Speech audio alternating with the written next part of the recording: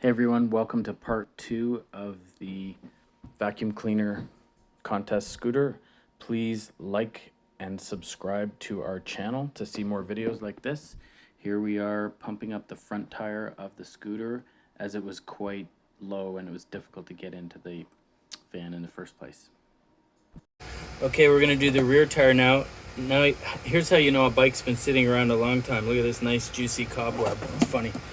All right, so the back tire looks okay, but when there's weight on it, it's pretty flat too. So we'll just give it a bit of a boost here.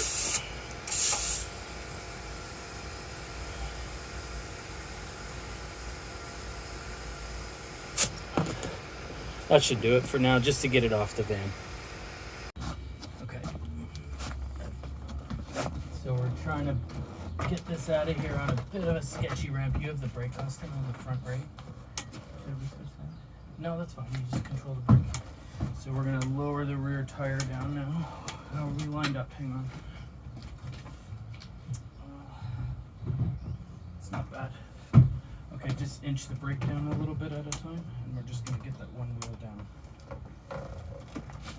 Okay. Step down and just control that brake.